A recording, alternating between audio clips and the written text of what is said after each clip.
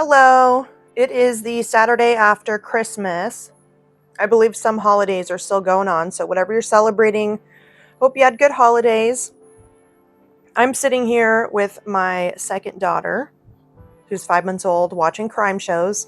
The crime shows that I really enjoy are the ones that get solved at the end.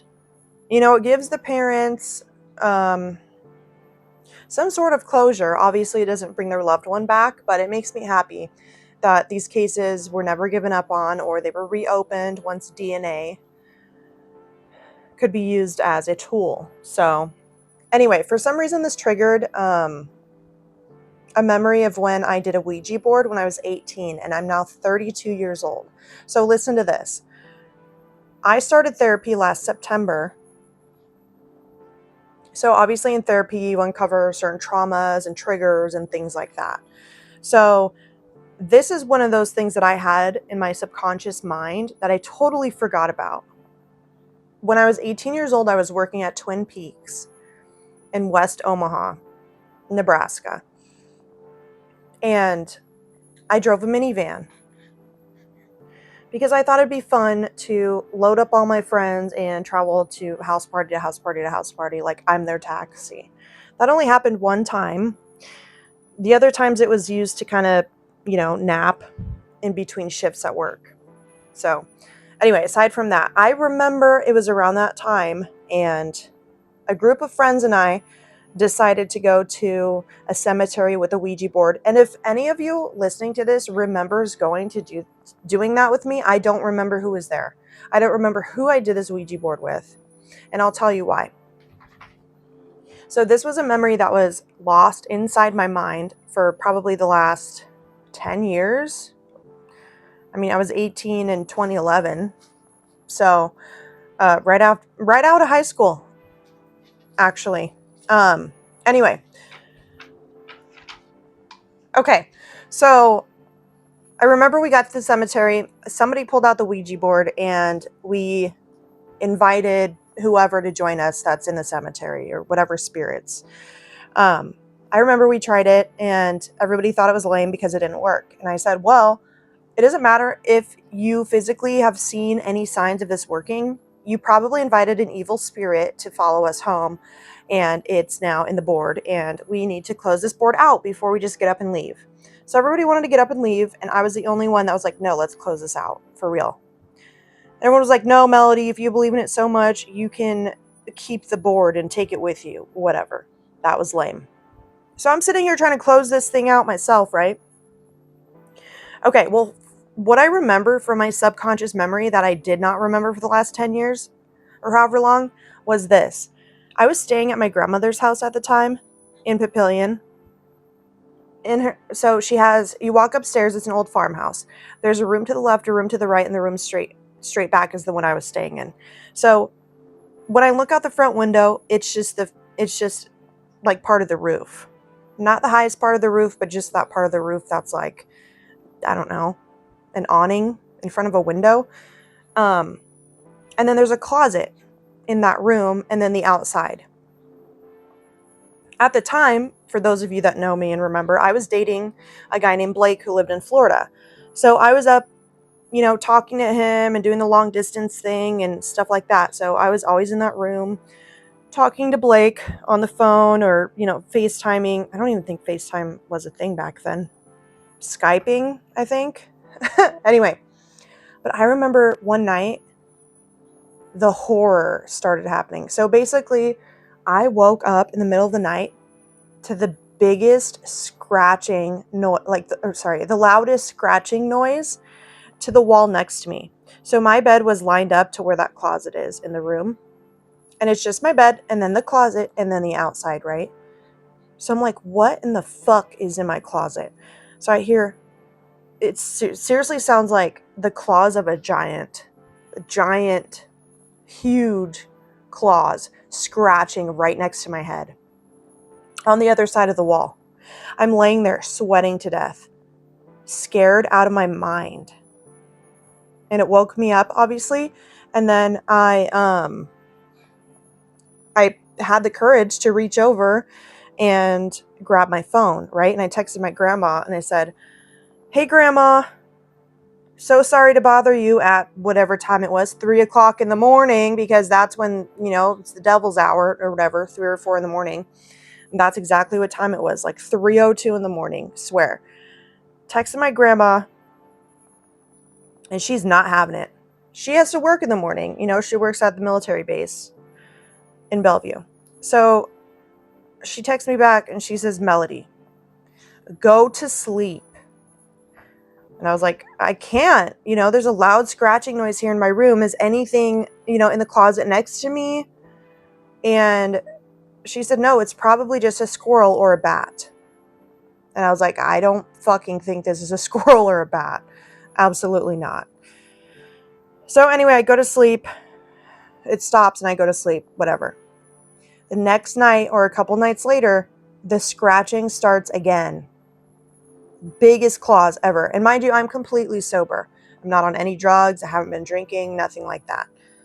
Just simply chilling, sleeping in a room in my grandmother's upstairs of her house.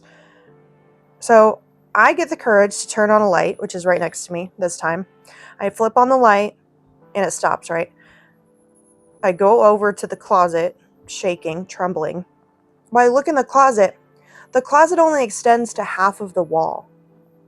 The part where I'm hearing the scratching would be the outside of the house. On the outside of the house. Not even in that closet. There's nothing in the closet. So I'm like, okay, cool. So it has to be something outside. Grandma said it's a squirrel.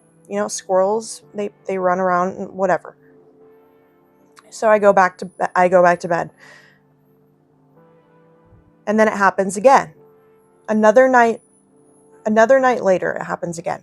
And mind you, this is something that was lost in my subconscious for years. Like I had no recollection of this. I totally forgot we did the Ouija board.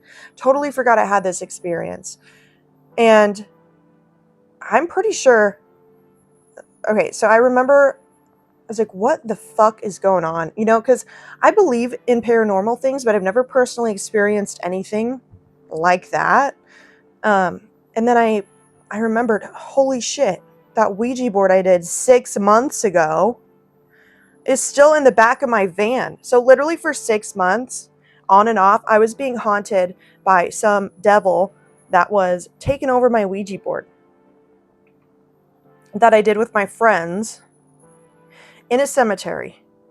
And I've never really told anyone this story because I'm pretty sure, I don't even know what I did with the Ouija board. That's the weird thing.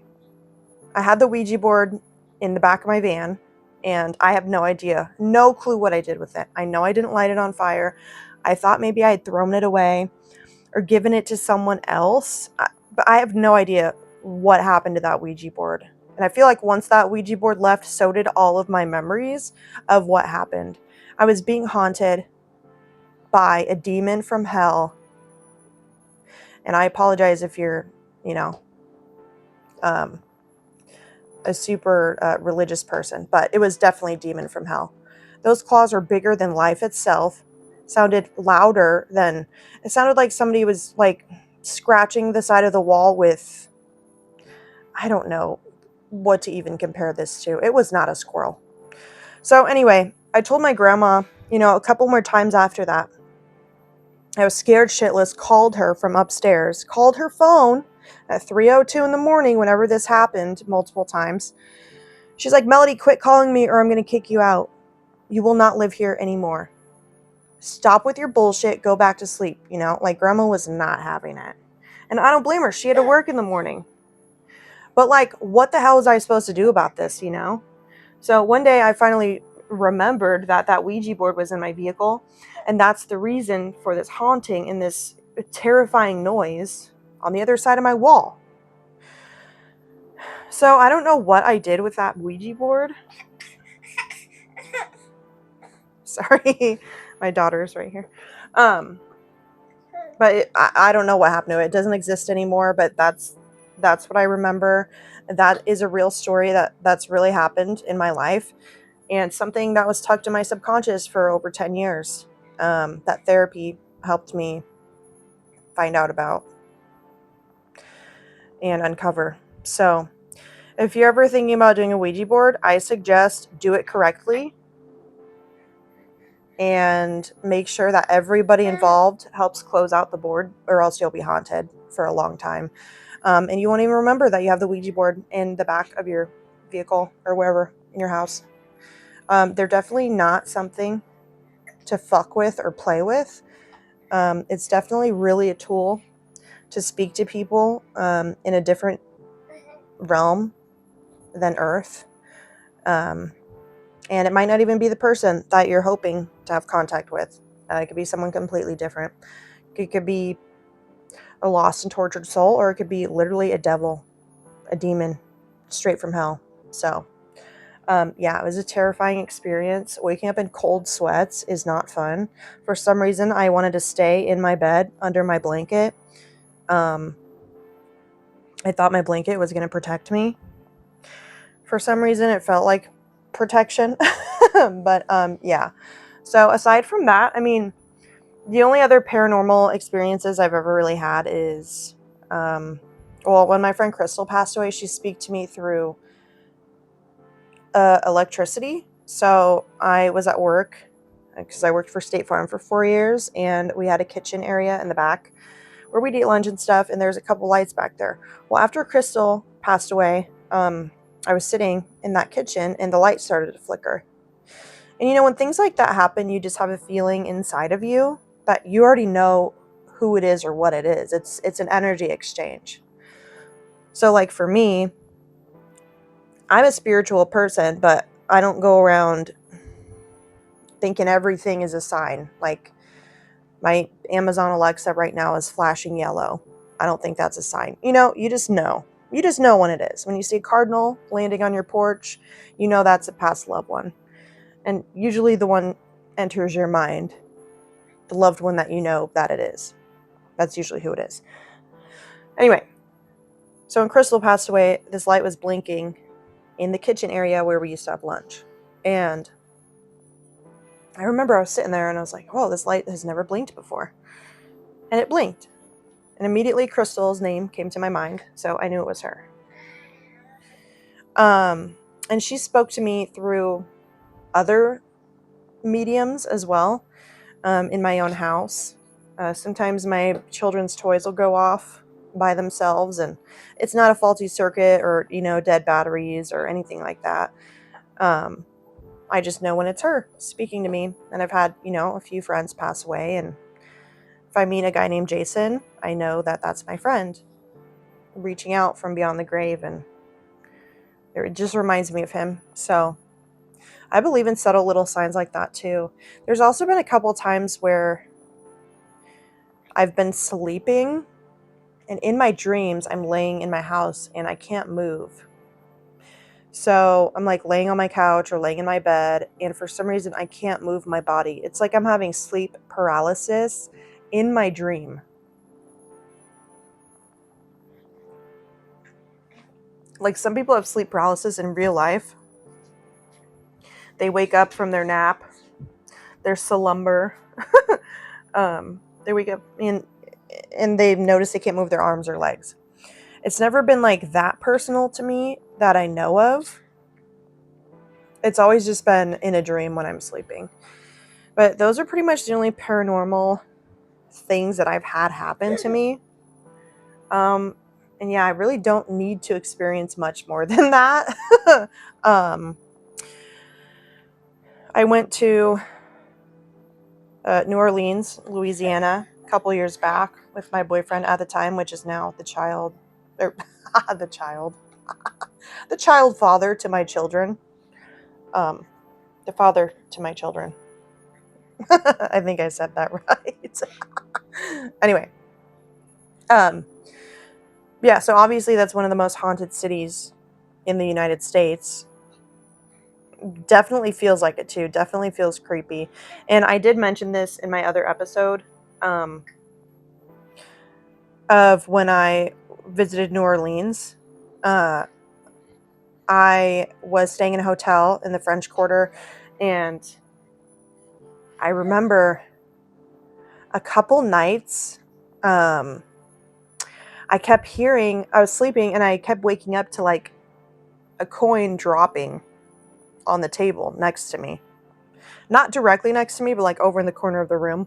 It wasn't a very big room, but I kept hearing like a penny or a nickel or whatever drop on the table over there a ways away. And I'm like, what the fuck? You know, like nobody's over there. Michael's in the other bed next to me, sleeping, or the same bed. I don't remember. But anyway, so I woke up the next morning and I'm like, okay, there is a penny on the desk or the table or whatever it was. And then it happened again, a second night. Well, the third night, I'm sitting looking out of the window, the balcony window. And I look across the way to the building down the way across from me. And this lady is out there on a gurney with a sheet over her. It's obviously a dead body.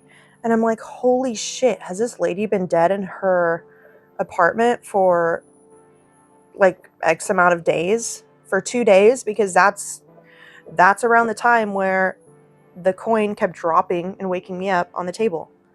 Like, was she trying to let me know that she had passed away in the apartment across the way? And like, I'm a sensitive, empath, intuitive person.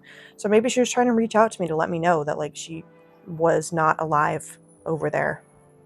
So I put one and one together, and that's what I recollected from that. That was the first time I ever seen a dead body in that way.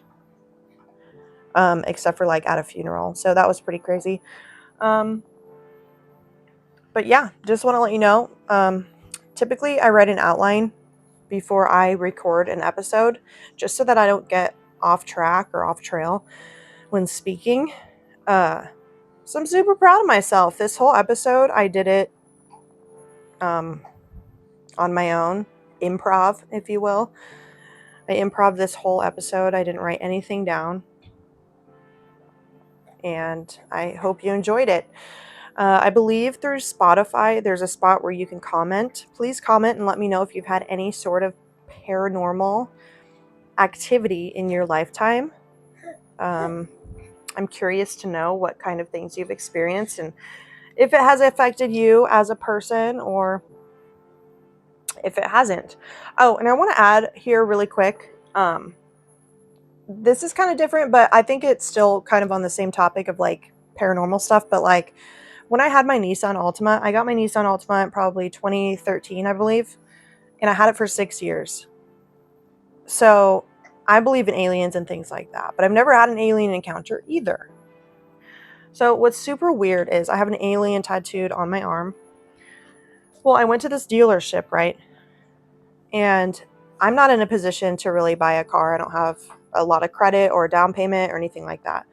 So I go and talk to the finance guy. I walk into this guy's office and he's the tallest guy I've ever seen, and he has a super bald head. I mean, I don't know what super bald means, but like there wasn't an ounce of hair on his head at all. So funny. But anyway, he's like, no, I can't get you a loan right now. You know, you're not in a position for a loan and X, Y, and Z. It's going to have a super high interest rate. And I'm like, no, like, please, I need a car, whatever. I'm a responsible member of society. I pay my bills and I've had this job for 2 years and whatever. He's like, no, sorry, I can't. So I get up to leave and he notices the alien tattoo that I have on my wrist. Well, on the other side of my arm, like the underside of my arm, above the palm of my hand. And he's like, wait a minute, is that an alien? And I said, yeah. And he's like, you're not going to believe this. And he's like, do you have a minute? And I'm like, yeah. I'm trying to buy a car. What's up? He's like, shut the door. Come sit back down. Hurry, I got to tell you something. And he sits there and explains to me that when he was 22 years old, and this is like a full-grown man, adult, like in his probably mid-40s. And he's telling me, yeah, when I was 22 years old, I was laying in bed and my room was facing the corner of this road where like cars can meet at a stop, and it's like the corner of the road. And so when cars turn, it shines a light into his bedroom. Okay. So he's like, one day I was laying there with my girlfriend at the time, and I see, just like normal cars driving by, the headlights come and then they go, and then they come and then they go. And he said, well, this set of headlights just stuck there in the window, shining right into my room. And he said, I tried to move my legs. I couldn't move my legs. Tried to move my arms. Couldn't move my arms. I tried talking to my girlfriend who was sleeping next to me, and she didn't wake up. And he told me that he started hovering like in his bed, like his whole body like lifted up a little bit from his bed, and he couldn't move his arms or his legs. He said that an alien shining its light in his window and paralyzed his body, and he couldn't move. And he got chills. He's like, I have chills right now telling you this. I've never told anyone this story in 20 years. You're the first person I've told, except for that girl who was in bed next to me. I said, well, are you still with her? And he said, no. He said she did end up waking up and like was wondering what was going on and whatever. But yeah, like I'm not making that up. Like this shit's real. And I seriously think you're a little naive to believe that. I mean, we're obviously aliens. We're beings living on a planet floating through outer space. If we look at another planet and its beings are called aliens, like that's obviously what we are too. So, and I think it's also strange the way that we eat food, and like make out and kiss and do all that weird shit, like with the same mouth that we eat food with, and eat ass and whatever you're into with. I swear this wasn't going to be an R-rated podcast, but whatever. Anyway, so yeah, that's the story. That's all I have for you. Once again, please let me know if you have any experiences like this. This is a safe space. And don't be making shit up either. I want you to think long and hard if you've had any encounters like this for yourself. And if you're listening through Spotify, there should be a spot to comment that down there. So thank you for listening. And I'm going to get back to watching this episode of this crime show because I have no idea what's going on, but I know it was her husband because he's crazy. So, Happy New Year. Bye.